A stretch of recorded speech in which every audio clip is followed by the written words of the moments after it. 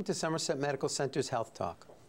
I'm Dr. John Buchek, Director of Somerset Medical Center's Family Medicine Residency Program. Recently, there's been some exciting news in the area of lung cancer, which is the leading cause of cancer-related deaths in the United States. For the first time, a new study shows that CT screening can help reduce lung cancer deaths. On today's show, we will be talking more about this study, as well as other recent advances in the diagnosis and treatment of lung cancer. We're joined by two special guests, Dr. Robert Cacavalli, Chief of Thoracic Surgery at Somerset Medical Center, and Dr. Stephen Honickman, a radiologist who's a member of the Lung Cancer Institute at Somerset Medical Center's Steeplechase Cancer Center. Gentlemen, welcome. Dr. Honickman, Dr. Cacavalli. Good morning. Good morning. So why don't we start off by helping our viewers understand this new study that I mentioned? The study. Yeah, tell us about it and why there's the excitement about it. Well, the excitement is from my perspective, from a surgical perspective. They attempted to try to find a way that we could identify early lung cancers, which has been difficult since it is largely an asymptomatic problem in its early stage when it's most curable. And the study looked at people who were heavy cigarette smokers in the past or current smokers who were, I believe, over 50 years old. And they looked at two methods to try to identify early lung cancers. They looked at CAT scanning, which we can go into a little bit further, what that technology is, and simple chest x-rays that we've used for many, many years to screen the chest. And the good news is that recently they came out with preliminary studies that showed there was a greater than 20% reduction in lung cancer deaths in the group of people that were screened with a CAT scan. So that's been the first very positive outcome in screening for lung cancer. So for a screening regimen to be successful, you have to find something early enough where you can do something about it. So that's what this is exciting about. You can find a lung cancer early enough that you can do something about it. Trying to find small tumors that can be removed in their entirety before they spread, either regionally to the lymph glands or to distant organs. And in that circumstance, the outcomes are far better than when they have spread locally or distantly.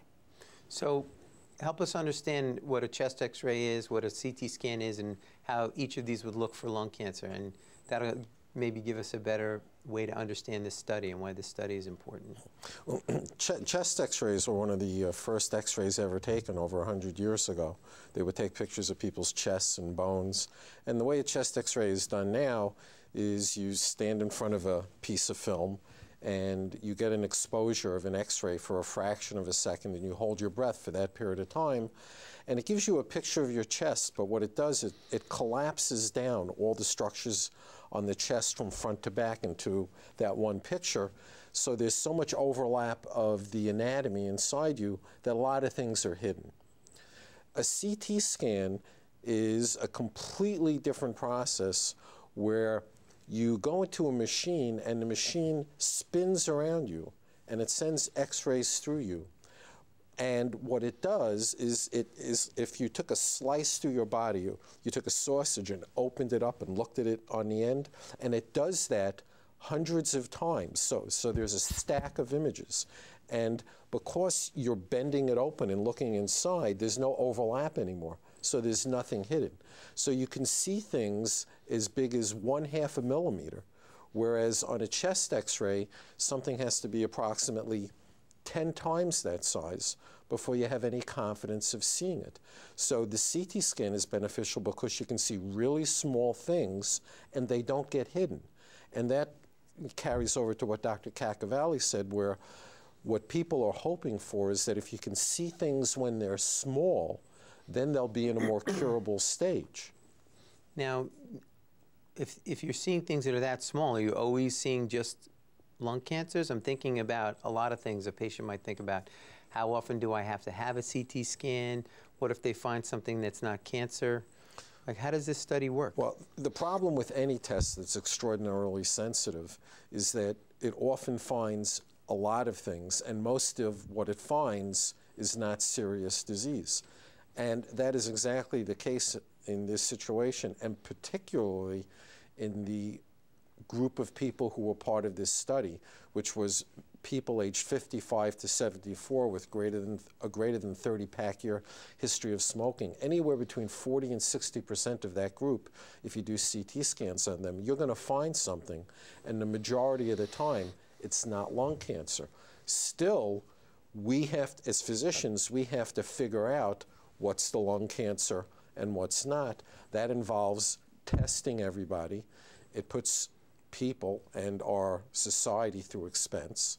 There's a morbidity and rarely a mortality in terms of doing this testing. And then you have those people who, as part of the process, have other diseases that are found coincidentally, which may turn out to their benefit or not their benefit. So you have to screen a lot of people and do a lot to save a life. But the hope, and there's greater analysis that will come out of this study, is that the investment of all that investigation and expense will be well worth the effort in terms of the lives saved. Now, if I'm a patient and I think that this is a good chance to take and participate in this, how often am I supposed to have this CT scan? What the study looked at, they looked at these people who are considered high risk. As Dr. Honickman stated, these were people that had a 30-pack a year cigarette smoking history at least. 30-pack years, I know a lot of people who smoke. 30-pack years means 2 packs a day for 15 years. A pack a year, you calculate that by taking the number of packs of cigarettes you smoke per day times the number of years you smoke. So for most people, it'll be 30 years of smoking a pack a day. 30 years, 1 pack per day is 30 years. So let's say that's me, and then how often do I? Over 50 years old, okay, not yet. They would recommend a screening CAT scan.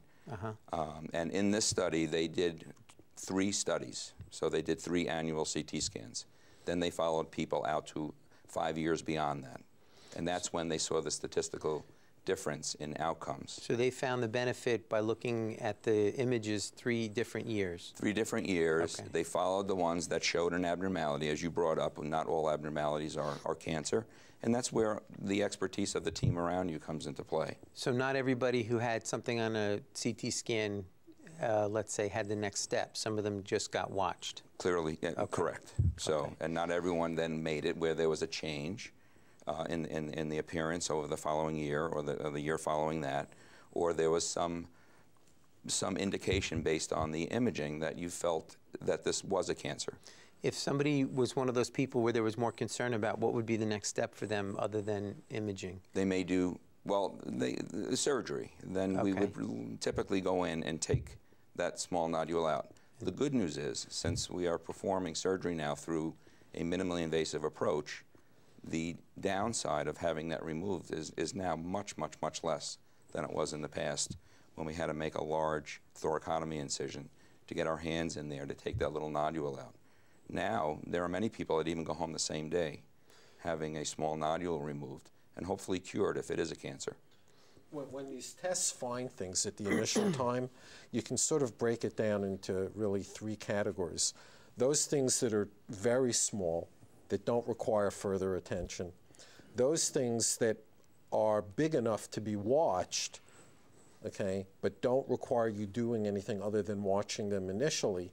And those things which have passed a bar, past which you've got to start doing things. That is, investigative testing to see if you can figure out what it is, which could be a biopsy that's done using either CT scanning, or you could potentially do some other diagnostic imaging with what's called PET-CT scanning. And then, if those things pass the filter that says you should still be worried about it, then you move to the next step, which is removal of hopefully a tiny curable cancer. So there's different stratifications of where you're going to go. Fortunately, in this study and as we do now, the vast majority of things are small enough that they're in the watch category, where we watch people periodically with CT scannings, and we follow these international guidelines, which we've been using for the past 5 or 6 years. Those people who go into the testing pool of people, that's not exactly standardized, but most physicians do it in similar ways. Once you get to the point where there's either you know it's a little cancer or there's enough uncertainty that you don't want to take the chance of missing a cancer, then someone like Dr. Cacavalli comes in who, with these very sophisticated surgical procedures using VATS, can operate on people and take out these little things with very limited morbidity, very limited mortality, and get them out of the hospital quickly and back to their, active living. So something that might make this strategy reasonable for a community is that the surgery is less invasive also. So Absolutely. you're going to be sometimes taking out something that you didn't know could have been left there, but you Yes. were afraid, but the surgery doesn't impact the patient's life or endanger them the same way. It certainly has a minimal impact, typically. Okay, so all of these things had to sort of evolve together. The imaging strategy, the imaging accuracy, and the workups have to be less invasive than they used to be. Yeah. I mean, the change in what a surgeon can do, at least from a radiologist's point of view, is nothing short of miraculous.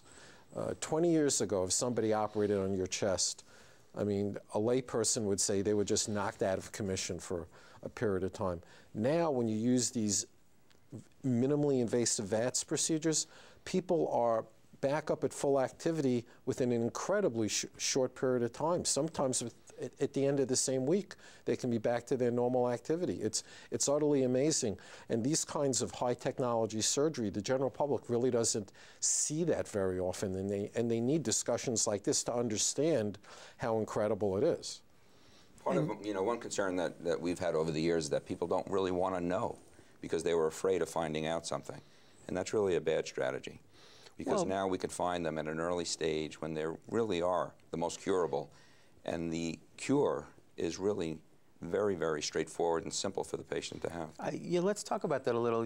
Some cancers are thought about as possibly curable, and I don't think lung cancer has that reputation, maybe in part because how we used to find it. Just help me understand that. Why did it have that reputation? Well, even if I have it, let me just live my life and see what happens. And why should we start thinking about it differently? Well, today, unfortunately, with a new diagnosis of lung cancer, there's only a 15% 5-year survival. Okay. That so means all comers today found with a lung cancer, only 15% will be alive in 5 years, despite all our best efforts to cure it. So it still is a very fearsome disease. It has a bad outcome, but mostly because it's usually found when left to on its own at a very late stage. Okay. Most people are not in a curable state when they're found. Their disease is advanced. So there's only a small percentage of people with a new diagnosis of lung cancer that we can treat with curative intent. We are trying to increase that by finding people early. And we can change that with a study like this. They estimate that approximately 85% of people that are found with a cancer can be cured, from 15%. Okay, so there are no symptoms of early lung cancer, and that's the problem. We usually find all our early lung cancers fortuitously. We find it because someone had an x-ray for some other reason. Right. They had a little vague pain. They had maybe a gallbladder problem that had a CAT scan of the belly, and it showed something in the lung. I had a cataract operation, so I had a pre-admission chest x-ray, and it showed an abnormality. So that's how we stumble upon Yeah, that's all my the experience cases. in maybe the last 5 years is my patients having other imaging, and then I get a notification that we need to talk and get them back and look at something in the lung. What's most important about this study is that it is the seminal event in what could potentially be doing for lung cancer what mammography did for breast cancer. When mammography started back in the late 50s and early 60s, the whole concept of screening women was that if you felt a mass in your breast, that's when something was found or your doctor found it, and it was always too late. That's the same analogy that we have in lung cancer now. When you see it, it's too late. It takes these high technology imaging studies to find things when they're really small and make them curable. That's why all these advances have occurred in breast cancer along with the treatments, but first you got to find the things when they're small. This study is saying for the first time we can now find things small in appropriate patient populations, and what Dr. Cacavalli said is when you find it when it's small, it's more often curable than it was in the past. What's going to evolve from this is not only looking at these high-risk people, but finding other populations of people in whom it applies, and you do that in conjunction with the very big efforts with smoking cessation, and maybe for the first time, you can start to make a dent in the disease that kills more people than all other cancers combined. I mean, there's 225,000 people who'll be diagnosed with lung cancer this year, and about 170,000 of them will die. I mean, it's the #1 cancer in the United States. If we're going to use CAT scans over and over to try to find it, we have to understand if there's any risk to CAT scans. Can you tell me, if I get a CAT scan every year for 3 or more years, is that a problem for my health? The CAT scans that we're using to make these screening studies are intentionally dose reduced in order to reduce the risk. Now, everyone in the general public is always worried about radiation, and the fact of the matter is, in diagnostic imaging, the question of, is diagnostic imaging a danger to you? There's no hard evidence that says there is, and most people think that whatever risk there is minimal.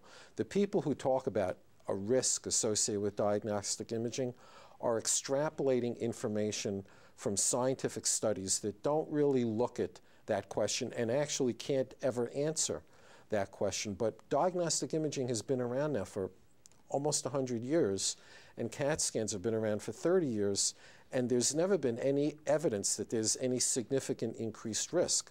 Now, when someone has a diagnostic imaging study, particularly in a screening situation, when you're already looking at people who are high risk for a significant disease, or in patients who are ill and need to be investigated, the benefit that accrues to the patient from getting their disease treated or their life extended way, way outweighs the risk of radiation. Now, for the general public, if you think of what the dose is for a mammogram, okay, the dose for a screening CT scan is twice the dose of a mammogram.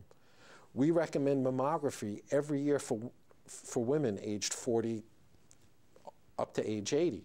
The screening CTs, once you do the first couple, it's likely that the intervals are going to be spread out, just like it is for colonoscopy, where a male who's age 50 gets a colonoscopy and then doesn't need another one for 10 years.